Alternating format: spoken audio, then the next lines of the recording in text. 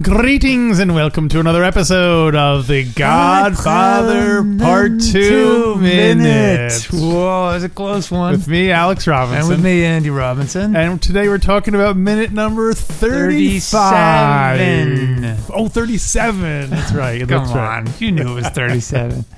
Alex, repeat after me. E minuto. Numero 30. 37? Close. No, I knew it's not that. 37. Oh, that was close. That was close, yeah.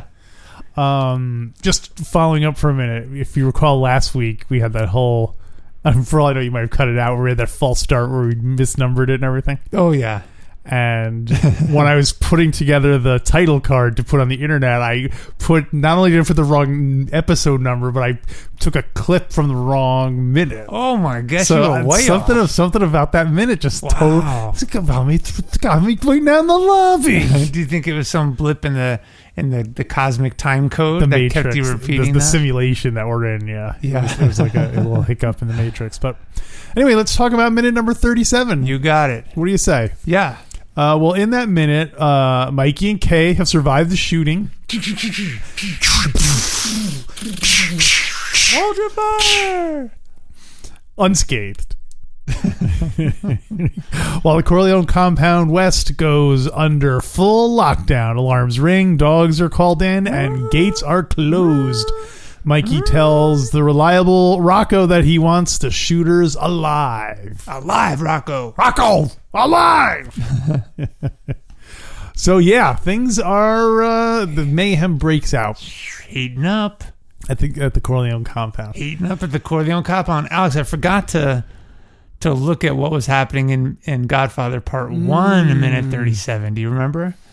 No, well, but if we it's probably Tom and getting back to the office with Don Corleone. It's probably prepping for the Turk meeting. Yeah, right. So Santino eating the nuts. Yeah. What do you think, Pop? Come on, what's it gonna be, Pop? I love how you pressure is Pop. But yeah, but while we were getting ready to record this minute, you and I were saying, we're like, what is, like, very little dialogue in it. And we were saying very little happens in it, but in a weird way, tons of stuff happens. Yeah. I made a list basically of all the different elements we see introduced in this minute, like in this cool. and if the fact that it's only a minute and the fact that we examine them so closely this way really makes you kind of like, because I'm sure if you thought, like, said, oh, what happens after the shooting? Oh, then it kind of just all blurs together in your head like a montage. But there's like, we see guys yelling. We see like guys like, oh, come on, I don't know if you noticed the subtitles were kind of sometimes like putting stuff on it. Like they said like halt, but I don't think the guy was saying halt. Yeah, and it also said, what did they say? Halt and stop. Yeah. But I didn't see anybody there that they were talking to. Did they have eye contact with people running away? I think clear. It was just, they were just kind of putting in random, like things are exciting kind of. Oh, God. Like, okay, so there's subtitle errors. Has nothing to do with the movie, right? Yeah, probably, I guess. I don't know. Okay. But, so yeah, we have the guys yelling. And so one of the guys is saying, and it sounds just like Al Pacino saying Fredo in GF3. Wow, it's unbelievable. You hear so much that I don't hear. That's funny. Like, remember the harmonica solo? That's right. The overbearing harmonica solo. didn't even hear it. Fredo. Wow. Do you think they just stole the audio from later in the movie? Oh no, but it sounds like from GF3 when he's saying Fredo. Oh, I thought when he was saying like Fredo, get in the car. I'm still your brother. Dollar for dollar. You may have taken shots at me, but I'm still your brother.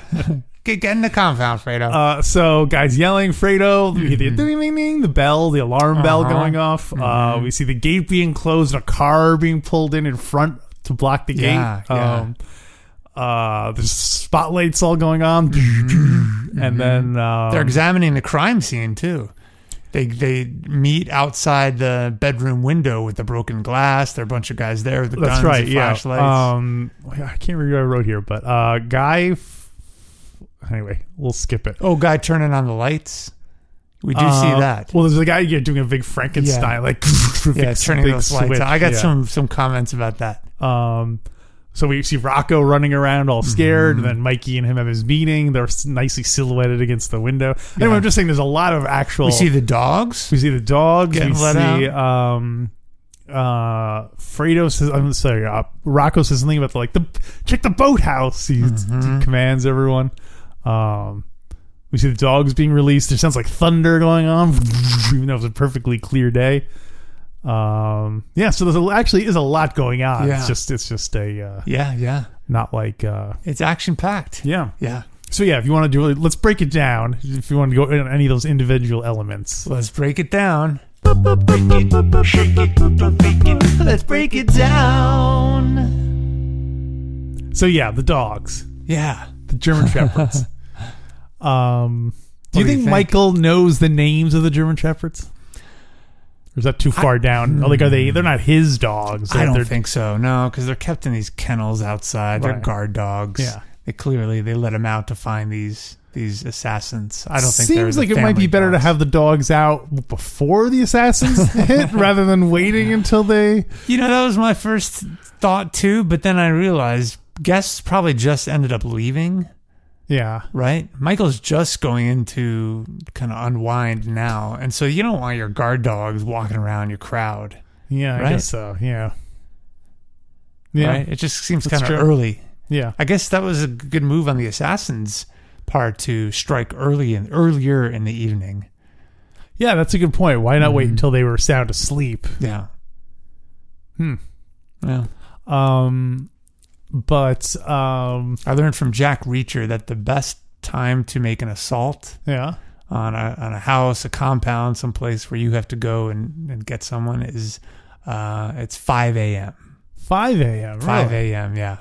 Why is 5 a.m.? Because that's when people are not only asleep, but they're in deep REM sleep. Right. Got it. Yeah. Although now the fact that word has gotten out about that. Does that make people say, you know what, I'm going to start waking up at 4:30?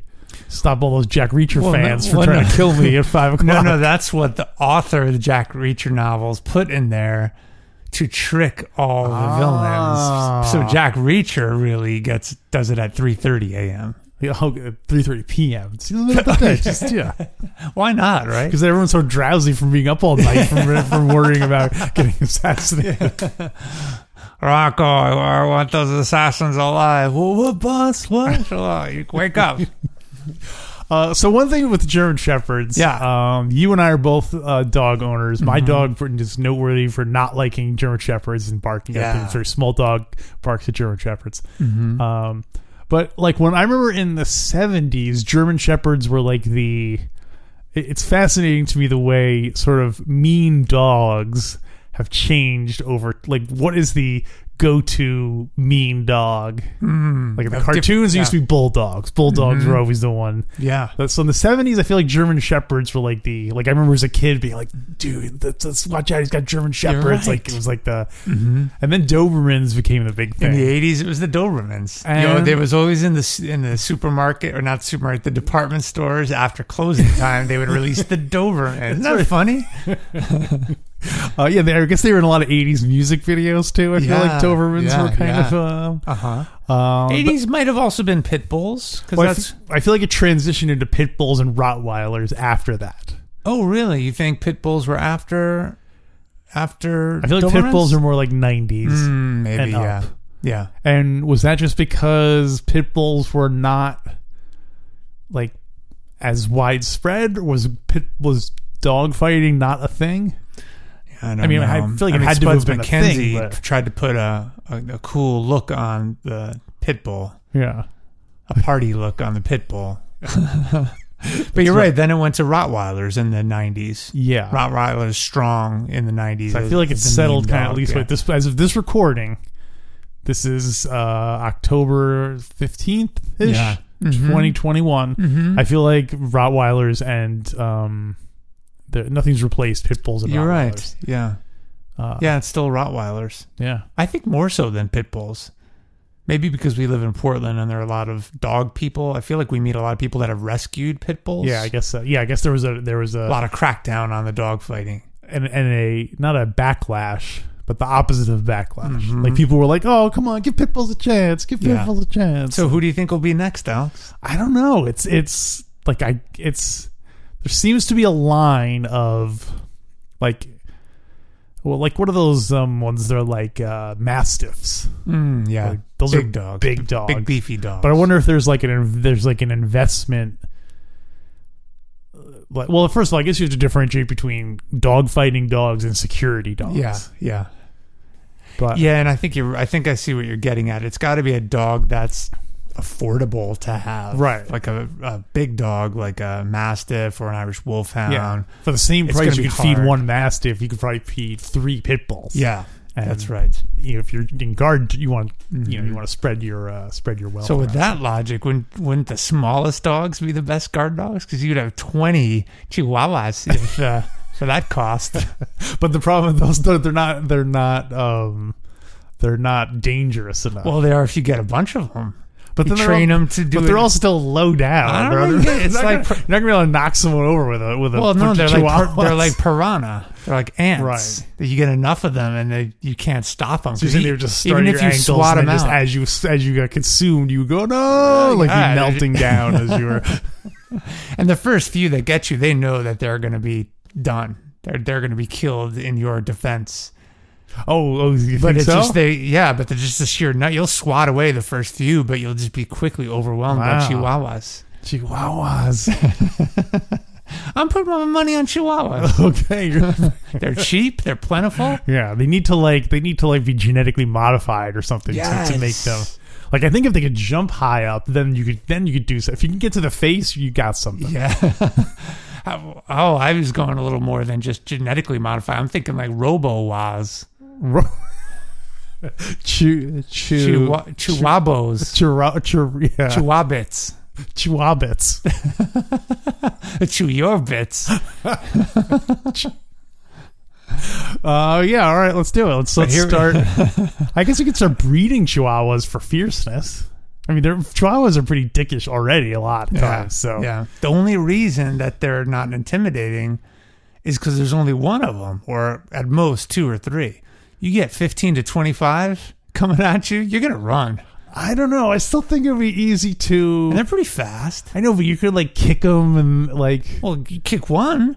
But you swing your leg, kick one, and there's another 3 already on your other leg. We're going to do some testing and like get those suits, those big foam suits and stuff like that.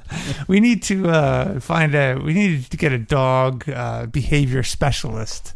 Yes. Do you know anyone who could like really talk to the aggressiveness of different breeds? And there's got to be some podcast. If anyone's listening, go to Frito Corleone's Mickey Mouse nightclub. Yes. Give us a call. Let us know if you're an expert in dog breeds. Yeah.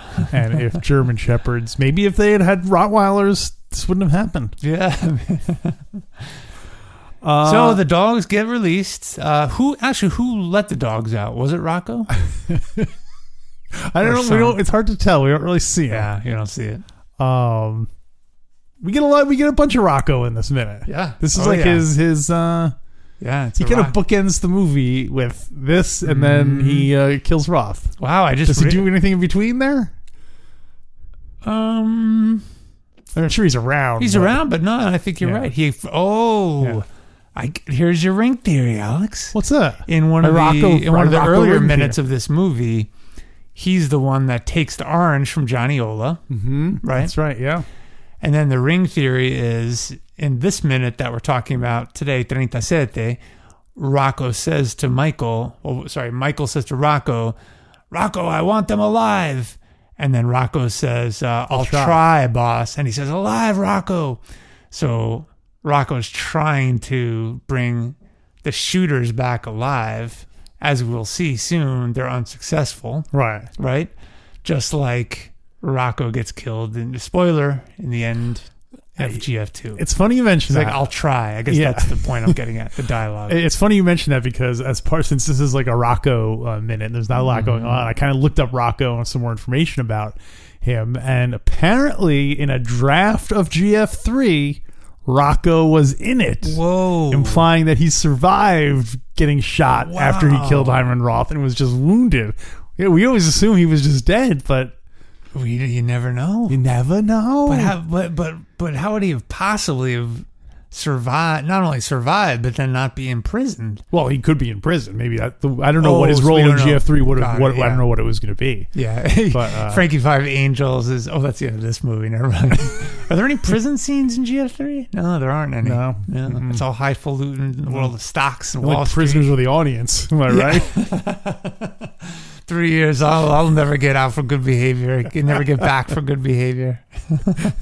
So it's I could not find out why Rocco was not in GF3. And you couldn't find out the part he was going to play? No, I couldn't find any other details. It was just in the Godfather wiki. Wow, interesting. But so here's some factoids about Rocco, the character, not the actor. 1943, he was serving in World War II, and he got his kneecap shattered. Oh, so he was discharged from the army. Wow.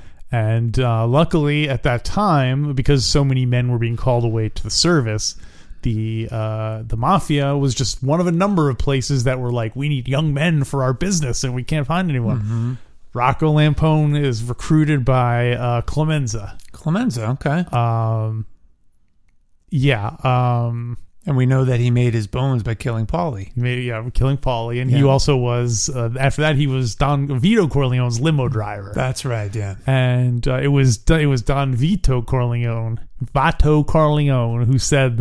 who told Mikey, have Rocco start building up a secret regime. So that way, in case of an emergency, which is a weird thing. What kind of so how does that work? How does he build up a secret regime? Like, does he just give Rocco a bunch of money and say, go hire a bunch of button men and stuff? Go recruit a bunch of button men, put them together, but don't tell anybody else. Whatever you do, don't tell Clemenza's wife. Especially Tom, because remember Tom was all like, Tom apparently found out about the secret regime and it was all, they that was in the movie, right? Yes. Where he says, Rocco's men. Yeah. And then he's like, I told you would notice that. That's what the Don said. I told you would notice that. Yeah. So I like how the Don says, let's start a secret Rocco Lampone regime, and don't tell Tom Hagen. And then once he does, I knew Tom Hagen would find out. Like, it seems kind of like, why didn't you just tell him to begin with? I know. You couldn't fool me, Don Vito. I'm your consigliere. You can't hide that from me. So here's something. If you tell me about the secret regime, that could be proved in a court of law that I was aware of its existence. Okay? Kate? Okay. So here's something else that was interesting. Later on in the movie, when we flash back, I keep forgetting that there was going to be scenes of Vito Corleone. Yeah, long way to go. Long way to go. Long way to go. The saint that is being honored when Finucci is killed is apparently Saint Rocco. Oh, really? Yeah, and people were asking about... Who is Saint Rocco? Well, one of the things he was famous for was driving out a plague, like eliminating a plague from an area. And so I was looking online and people were saying, oh, that's because Vito is basically driving Finucci. Finucci is the plague and Vito is driving him out. But then I thought there was another layer to it, which irritatingly no one online was mentioning. I was like, someone on the internet is wrong about something. Not that they're wrong, but also that you could look at it as Rocco is, in the end of the movie, sacrifices himself to get rid of the plague of Hyman Roth. Oh, yeah. So he's like a saint in that he's willing to lay down his life for the greater cause. So I thought that was a cool little double meaning to it. Awesome. You know? That's very cool. Yeah. Good job, Rocco. Yeah. And a lot of people were questioning. Well, we could say this for the end of the movie: is why does Rocco go to kill Hyman Roth as opposed to a lower level button man? Because he's the one who drives out the plagues. He's the plague. It's not Saint Anthony or some other saint. It's Saint Rocco. Saint Anthony was the saint of opera, the saint of not finishing what you started, the saint of kissing your mother goodbye, saint getting goodbye to your mother. What about Saint Victor? He was the one who he's the patron saint of stolen cars, right? Oh no, it wasn't it just says a petty theft. Right? Petty theft. Yeah, you keep adding that. Well, I don't know why I keep thinking it was a car. I don't know. Weird. Maybe because it was in Reno in another town. You were thinking that's how they got back. I don't know why I thought it was a car. Reno for petty theft. Huh? Who's the boss? Who's Tony Danza? Who's the patron saint of quality footwear? Of people that fly around the world and use you like a whore. Is it Saint Costanza? I think that's Saint. You're not my father. I kind of like the idea. I'm not a religious person, but I do like the idea of saints. Saints, meaning like people who are not humans that do saintly deeds. Although that's cool. Not people that are named as saints as a church process, Catholic process. I mean. Is there another method of so I guess the saints that Catholics adore, I don't know if that's the term, I'm probably messing this up, sure. or pray to, yeah, or ask help from, yeah. Were they real humans that have since become saints by the church? All saints are created by the church. But were they all humans? Yeah, they're all humans. All of them who perform miracles and. Oh, I must be confusing with like the angels. Yeah, like Gabriel and all those folks. Yeah, those are all. So saints were all human at one point. Saints were all humans. Oh, yeah. I do like the idea of like being connected to like a certain saint, like Saint Francis of Assisi is the wildlife. Yeah, and not like the partying wildlife. although I think he did some of that in his early days. Do you think he supervised the assault on the party nerds? Nerds. Wait, is it assault of or assault on? Assault on. I think it's assault of the party nerds. Isn't it? Don't you flip it? Isn't it the party nerd assault? What do you mean? The name of the movie is just Party Nerd Assault? Yeah, that's stronger to me. I think it's specifically designed to mimic Revenge of the Nerds, Assault of the Party Nerds. I never caught that. Yeah, I think it's probably Assault a of Revenge the Party of the Nerds. Yeah, I think it's probably a Revenge of the Nerds ripoff. Yeah. So I think it is Assault of the Party Nerds. I do like Party Nerd Assault better. Yeah. That sounds like a band. It's almost. tighter. Yeah. Party Nerd Assault. It doesn't clarify. Or a video game. It doesn't clarify what it means. Yes, you still don't know whether it is who's by the party nerds or on the party nerds. Yeah, that's right. Well, and you don't know if the nerds are the ones doing the partying. Well, the assault could be the party. Well, right. Well, what would it be? Assault. Party nerd assault. Party nerd sounds like it's the nerds are party nerds. What would be the other interpretation? Oh, of I guess, yeah. Party assault. Anyway, yeah. This is not even has nothing to do with GF. Oh my gosh, GF2. we're a little off topic, aren't we? Let's talk more about the minute. I got some things to say about this minute. Let's go. Let's hear it. Let's do it. Bring it. So the guy switching the lights on. Yes. Like, as you said, it was very like Frankenstein type, old school. Yeah. I yearn to flick such a switch. Oh, me too. It's not even flick it. It's like throw it. That's a switch you throw. Yes. It just looks so satisfying. If I was building my own house, I would purposely have all the light switches. at least some of the light switches be those like big levers. Definitely, yeah.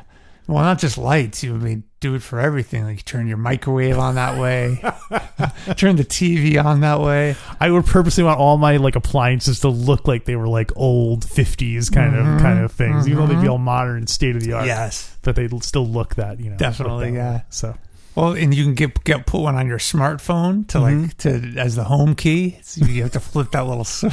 Home key. So it's called the home key. Yeah, I guess so. Yeah, it's a little button at the bottom of your iPhone. It's a home key. Yeah, dude, that's like 4 iPhone models ago. Really? What do they call it now? There is no home bar. Mine has one. Well, they don't have them anymore? Prepare yourself for the future, my friend. Oh my God, no home key. No home key? You can never go home. You can never go to your home key anymore. That's Michael's like, Mama. Did Papa ever worry about not being able to use his home key on his old iPhone? These iPhones these days don't even have home keys. Home keys. He's smarter than me. He doesn't even need a home key on his phone. Home keys. And then Clemenza, they never should have let Steve Jobs get away with that. Removing the home key. So what else you got for this? Should have stopped them in Cupertino, California. Oh, that drives me crazy. What? That Cupertino, like when you go to, it's so, it infuriates me. It took me a while to figure out when you're going to your phone and you're trying to do the West Coast. Yeah. And you're like, why does it focus on this obscure California town? I know Apple is based there, but like, go screw yourself. But it's you pretty much put your finger on the West Coast and it appears. It's not like you have to type in Cupertino. No, but like when it would say, I don't remember this. It was a specific thing where it was like, if you want to set it to this time, yeah, and it would suggest Cupertino, California, and I'd be like, what? Why was it? And I was like, is it saying that? Is this one of those weird geographical things where it's like, oh, the Cupertino is just over the border onto the side where the time zone. That's why they included it. Anyway, I'm clearly the idiot because I didn't piece it together, but it irritated me that I was revealed to be an idiot by this Cupertino. And mostly just the arrogance of it, like, oh, we should all be impressed that the Apple headquarters are in Cupertino, California or something. I don't see it as an arrogant move. I see it as kind of a nod to their hometown. Right. So if someone, like why should they make it LA or San Francisco or whatever? Because if I'm trying to change my phone and I'm trying to change it back to West Coast time and it keeps telling me Cupertino, I was like, why? It's the only setting for California and West Coast. Let's just agree to disagree. Let's move on. You know what? You ask, we'll answer. You keep looking for LA, and I'll keep looking for my home key. We're both outdated, all right? But they're all both gone. All right. So the guy. What else you got? The guy. Oh, I'm not done with that one. The guy's flipping the switch.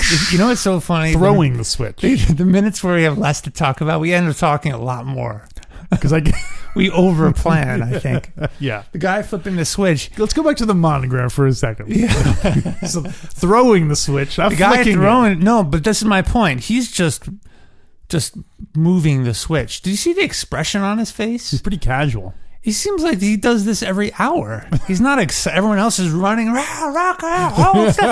looks like he just woke up. He's casually flipping these switches. Who do you want to be in charge of your switch throwing? You want it to be some chicken with his head cut off running around and screaming? Or do you want... Oh, is this what I like a 50s confused switchboard operator. Okay, hold on. Yeah. I'll get you wires connected. Everywhere. Sparks shooting out of the Beach Street 523. Oh, sorry. That was meant for Cupertino 872. Yeah. You want Mr. Casual. Yeah, he just looked really casual. Looked like he was like suspiciously so. Like a union guy who's just in there to ride out his years. Maybe he's the assassin. Yeah, or at least he helped participate. Yeah. How did they know that they were still inside, do you think? Because remember they shut the gates. It's and a mystery. They're still on the compound. They're still inside. I guess maybe they could see them running around and or they're something. still inside. I don't know. Yeah. That's why I was confused with the subtitles, because two guys closed the gate and a car, and they were saying, halt, stop, and then a car pulls up. Yeah. And at first I thought it was the car of the assassins going away, but the car stops. They're barricading. They're blocking the door. Yeah. I don't know how they know they're in there. I don't know. Man, I don't think we'll find out either. There's a lot of this section is filled with mysteries. Yeah. Why are the drapes? Who opened the drapes? Who opened the drapes? Who ordered the hit? Who ordered the hit? And also, who let the dogs out? Who let the dogs out? How do they know the people are still there? And who winds up killing them? Which we'll get to in a couple of weeks. And why is this guy so nonchalant about throwing the switches? Exactly. And why does Rocco only say he'll try to get them alive? Yeah. Try? Let's see. Michael wants. Yeah, that's right. He says we'll try. The office. The view of the office from outside. Did you get a look at that? Where Rocco and Mikey are standing or silhouetted against the window? It's the very end of the minute. It's after they have that verbal Mm-hmm. exchange. Yeah. It shows a couple button men just kind of there with flashlights, and you see the broken glass and everything. It looks like there's a spider web decoration on one of the windows. Is that a Halloween thing or is that a permanent? No, you could see that in other. We commented on it earlier in the movie from his office, right? From his office. Oh, it's just the look of it. It's so weird looking. Yeah, it does look very Addams Family, but it is a part of the. It is a part of. You can see it in his office when he's there. So that's amazing. So yeah. And what else we got? Who let the dogs out? Who? I like how they have those old flashlights with really long handles. Did you notice that? The ones that you put 10D batteries on, the old long Boy Scout silver ones. Yeah, and you hold them like cop style. Yeah. You hold them like from a weird like backwards. Like it's like you're using it like a knife, like a stabbing. Yes. Like you're stabbing someone from above. Like a psycho stab. Like a psycho stab. Yeah. Exactly, like a psycho stab, not a... Oh no, I just looked up at the clock on the wall. It's time to pay. The paywall's coming down. The paywall? What do you mean? What it means is that if people want to keep listening to us yammer on about The Godfather Part 2, minute 37, they have to go to godfatherminute.com/support. Become a Patreon supporter. You get double your content every single week. Plus you get access to our Godfather 3 commentary we just did. The Wakes. Alex, I never wanted this for you. I thought that you would be the one to break through the paywall. Me? No.